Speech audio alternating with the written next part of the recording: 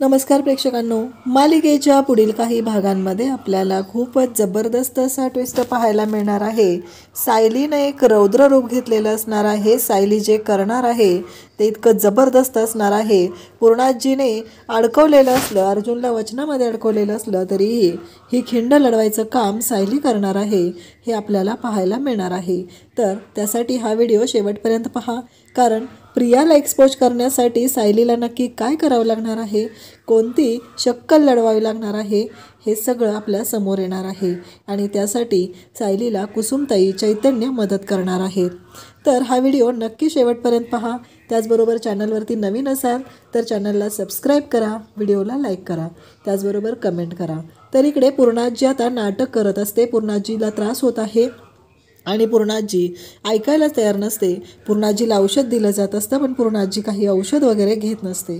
पूर्णाजीचं असं म्हणणं असतं की अर्जुन जोपर्यंत तन्वीसोबत लग्नाला होकार देणार नाही तोपर्यंत मी काहीही ऐकणार नाही, मी कोणाचं काहीही ऐकणार नाही असं म्हणत पूर्णाजी त्याच अवस्थेत पडून राहत असते। तेव्हा पूर्णाजी म्हणते की हे बघ अर्जुन, तू मला वचन दे, जर तू तन्वीसोबत लग्नाला तयार झाला नाहीस तर मी माझ्या मैतीलाही तू यायचं नाही असं ती बोलत असते। तेव्हा मात्र अर्जुनला खूप वाईट वाटत असतं। एकीकडे सायलीने आत्ताच प्रेमाची कबुली दिलेली आहे आणि दुसरीकडे ही पूर्णाजी, हे सगळेजण अशा पद्धतीनं वागत आहेत। अर्जुनला कळत नसतं की आता करू काय। आणि त्याचबरोबर घरातली सगळे तिथे येतात, प्रताप, त्याचबरोबर कल्पना, सर्वजण तिथं आलेले असतात आणि ते म्हणत असतात की अर्जुन तुझं चुकतंय, आता पूर्णाजी जे काही म्हणते ते तुला ऐकावं लागणार आहे, पूर्णाजीला हे वचन तुला द्यावं लागणार आहे असं सगळेजण बोलत असतात। अर्जुन म्हणत असतो की काय चाललंय हे, तुम्ही माझ्या आयुष्याचा खेळखंडोबाज करायचं ठरवलेलं आहे का, कारण मला ना त्या मुलीशी लग्न नाही करायचं। पूर्णाजी मात्र औषध घेत नसते। कल्पना म्हणते की तुला त्या मुलीच्या समोर दुसरं कोणीही दिसत नाही, घरातले माणसांचं जीवाचं बरं वाईट झालं तरीही तुला अक्कल येणार नाही असं म्हणत कल्पना बोलत असते। आज जर पूर्णाईला काय झालं तर मी तुला सोडणार नाही असं इकडे कल्पनाचं आणि प्रतापचं म्हणणं असतं। अर्जुनला मात्र वाईट वाटत असतं। अर्जुन म्हणत असतो काय आहे हे, माझीच माणसं माझ्या विरोधात उभी राहत आहेत आणि त्याचबरोबर हे सगळं माझ्या बाबतीत का होत आहे, हे सगळं चाललेलं असतं। अर्जुनला वाईट वाटत असतं आणि त्याचबरोबर सायली इकडे विचार करत असते। सायली म्हणत असते की आता मी शांत राहणार नाही, काहीही झालं तरीही सायलीचं असं म्हणणं असतं की मला आता शांत राहून चालणारच नाही, कारण मला आता लढावं लागणार आहे, कारण माझ्या अर्जुन सरांना मिळवण्यासाठी।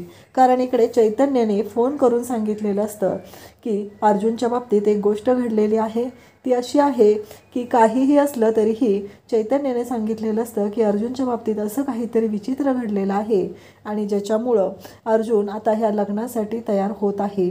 ह्या सर्व गोष्टी घडत असतात आणि इकडे आता अर्जुनच्या बाबतीत जे घडत आहे त्या गोष्टीमुळं इकडे सायलीला तर खूप वाईट वाटलेलं असतं। सायली म्हणत असते की काहीही झालं तरीही आता मला शांत राहून चालणार नाही, माझं प्रेम मला मिळवावं लागणार आहे, कारण काहीही असलं तरीही माझं प्रेम माझ्यासाठी खूप महत्त्वाचं आहे, मी अर्जुन सरांना मिळवण्यासाठी मी काहीही करू शकते असं ती बोलत असते। आणि त्याचबरोबर इकडे सायली म्हणत असते की मला आता काहीतरी केलंच पाहिजे, हा विचार सायलीच्या डोक्यात सुरू असतो। आणि सायली म्हणते की जी गोष्ट अर्जुन सर करू शकत नाही ती गोष्ट मी करणार आहे। तेव्हा चैतन्य म्हणतो बरोबर आहे सायली वहिनी तुमचं, कारण जी गोष्ट इथे अर्जुनला करता येणार नाही तो वचनात अडकलेला आहे। तेव्हा सायली म्हणते पण मी कुठं वचनात अडकलेले आहे, त्यामुळं मी तर हे करूच शकते। आणि सायली म्हणते की होणार, अर्जुन सरांचं लग्न होणार, माझंही लग्न होणार, दुसऱ्यांदा आमच्या दोघांचं लग्न लागणार, पण ह्या लग्नामध्ये नवरी मुलगी म्हणून मी असणार आहे, तिथे प्रिया नाही। हे सगळं बोलणं चालू असतं तेव्हा चैतन्य म्हणत असतो की सायली वहिनी आता खरं बरं वाटलेलं आहे, हे सगळं बोलणं चालू असतं। आणि सायली म्हणत असते की अर्जुन सरांचं लग्न होणार आहे आणि माझंही लग्न होणार आहे, आमच्या दोघांचं दुसरं लग्न होणार आहे, लग्न दुसऱ्यांदा होणार आहे, हे सगळं सुरू असतं। तेव्हा कुसुमताई आणि चैतन्याला खूप छान वाटत असतं। फायनली कुठंतरी सायलीकडे हा कॉन्फिडन्स आलेला असतो आणि चैतन्य त्याचबरोबर कुसुमताई खुश झालेले असतात। मग लगेचच चैतन्य अर्जुनला सांगतो की अर्जुन तू काळजी करायची काहीही गरज नाही, कारण काहीही असलं तरीही महत्त्वाची गोष्ट आहे ती म्हणजे आता सायली वहिनी खंबीरपणे उभ्या राहिलेल्या आहेत आणि तू हे सगळं करण्यासाठी आता अजिबात घाबरायची गरज नाही, सायली वहिनी करणार आहेत जे करायचं आहे ते, असं इकडे सांगितलेलं असतं. आणि त्याचबरोबर हे जेव्हा सगळं चालू असतं आणि त्याचवेळी इकडे आता साखरपुड्याचा दिवस येतो आणि साखरपुड्याचा दिवस आलेला असतो. सगळेजण घरातले खुश असतात. अगदी सुभेदारांच्या घरातली सगळी मंडळी निघालेली असतात.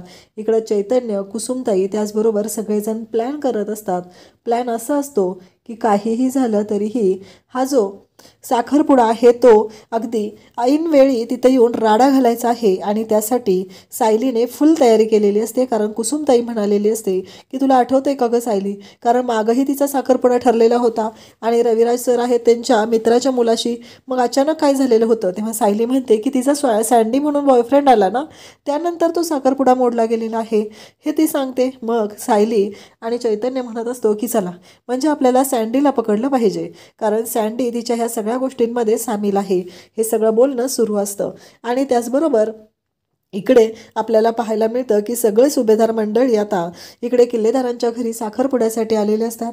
किल्लेदारांच्या घरी साखरपुड्याची पूर्ण तयारी झालेली असते आणि सगळे खूप आनंदात असतात. अर्जुन मात्र खूपच चिडलेला असतो. त्याला ही गोष्ट अजिबात आवडलेली नसते.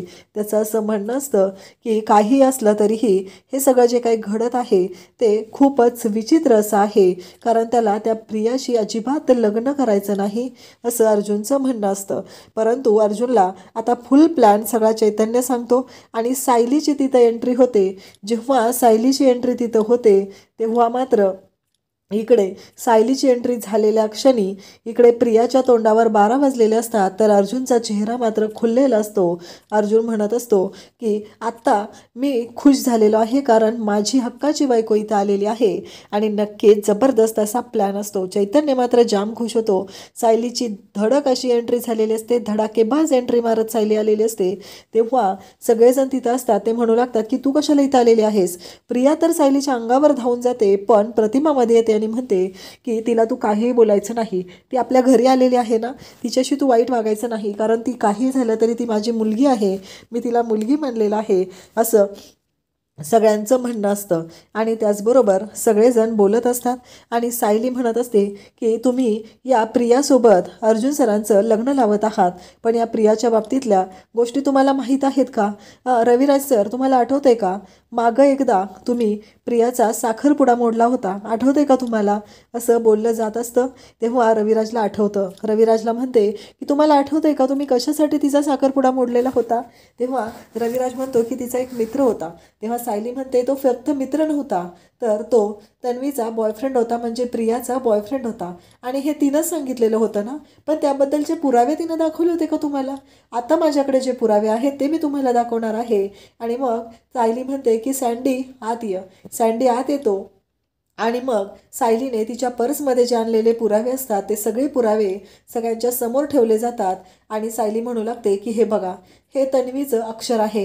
तन्वीने इकडे सँडीला लिहिलेले लव्ह लेटर आहेत, त्याचबरोबर दिलेले ग्रीटिंग्स, गिफ्ट, हे सगळं सायलीनं आणलेलं असतं.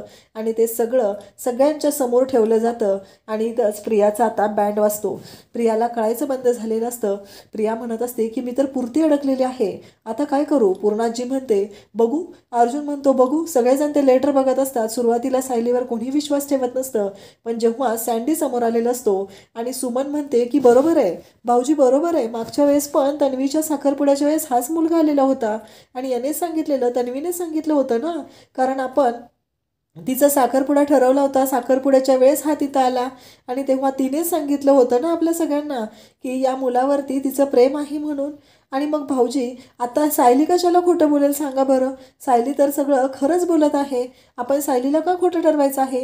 आणि कल्पना, पूर्णाजी जेव्हा ते सगळे जे पुरावे आहेत ते पाहत असतात, अर्जुन म्हणत असतो बघितलं ना, ही तन्वी फक्त खोटं बोलत आहे. एकीकडे म्हणत आहे की माझ्यावरती प्रेम आहे आणि दुसरीकडे ही मात्र त्या मुलाला लव्ह लेटर पाठवत आहे, या सर्व गोष्टी करत आहे. हे ऐकल्यानंतर अर्जुन म्हणत असतो की बास, मला तन्वीसोबत लग्नच करायचं नाही, मला या मुलीसोबत लग्नच करायचं नाही, असं अर्जुन सांगत असतो. आणि त्याचबरोबर अर्जुन म्हणत असतो की माझी बायको सायली आहे, मी तुम्हाला 1000 वेळा सांगत होतो की माझं सायलीवरती प्रेम आहे, पण माझं कोणी ऐकून घ्यायला तयार नव्हतं. तर आता तुम्हाला कळलेलं आहे ना, जर प्रियाचं माझ्यावरती प्रेम नसेल तर मी काय करू शकतो, असं अर्जुन बोलत असतो. आणि त्याचबरोबर इकडे कल्पना म्हणत असते की कोणत्या जन्माचं पाप फेडतेस ग तू आमच्याबरोबर, कारण मागच्या वेळेस सायलीनं आमच्यापासून ती गोष्ट लपवली, पण तू तर इथं माझ्या मुलाच्या आयुष्याचा पुन्हा खेळ करायला निघाली होती. आत्ता पूर्णाईंनी कसं बसं वचन घालून त्याला या लग्नासाठी तयार केलेलं होतं. माझ्या मुलाने या सर्व गोष्टींसाठी एवढं सगळं केलेलं आहे, एवढं सगळं इतक्या दिवस भोगलेलं आहे, परंतु आज तुझ्यामुळं माझ्या मुलाच्या आयुष्यात पुन्हा दुःख येणार होतं. आणि इकडे रविराज ते अक्षर पाहतात आणि म्हणतात की बरोबर आहे, हे खरंच तन्वीचंच अक्षर आहे आणि हे तन्वीनंच केलेलं आहे, हे रविराज बोलत असतात. म्हणजे तन्वीचं अक्षर, तन्वीनं लिहिलेले लव्ह लेटर, हे सगळं त्याच्यावरती लिहिलेलं असतं, हे सगळं दिसत असतं. आणि आता प्रिया मात्र पुरती अडकलेली असते, तिच्या हातामध्ये आता काहीच राहत नाही. आणि प्रिया म्हणत असते की यांनी तर माझा गेमच केलेला आहे, मी थोडा विचार करायला कमी पडलेले आहे, म्हणून हे सगळं झालेलं आहे. जर मी शांतपणे गोष्टी विचार केला असता तर इथंपर्यंत ह्या सर्व गोष्टी पोहोचल्या नसत्या. खरंच आज मी कमी पडलेले आहे असं प्रियाला वाटत असतं.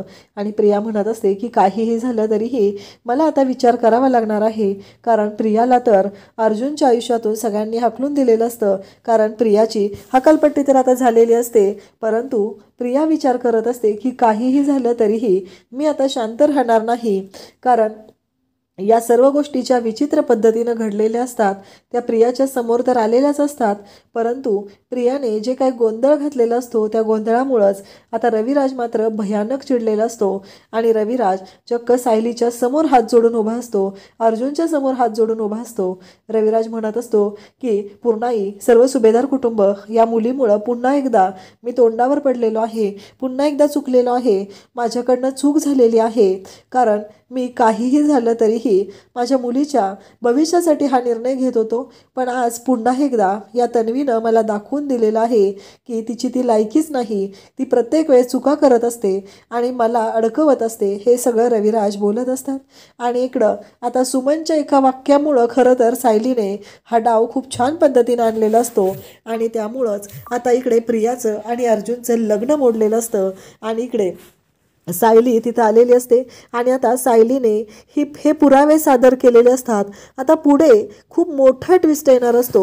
अर्जुन म्हणत असतो की तुम्ही या तन्वीवर विश्वास ठेवून माझ्या सायलीवरती आरोप केलेले आहेत, आता तुम्हाला कळलं ना तन्वी प्रत्येक वेळेस काय करत आहे, ते लक्षात आले ना तुमच्या सगळ्यांच्या, असं अर्जुन बोलत असतो. आणि प्रियाबद्दल अर्जुनने आता सगळ्यांचे डोळे उघडलेले असतात. पण इकडे अर्जुन आणि आता प्रिया सायली यांचं पुन्हा लग्न कसं होणार, आता प्रिया ही तन्वीच नाहीये हे सत्य सायली कसं उलगडणार, हे आपल्याला पुढील काही भागांमध्ये पाहायला मिळणार आहे.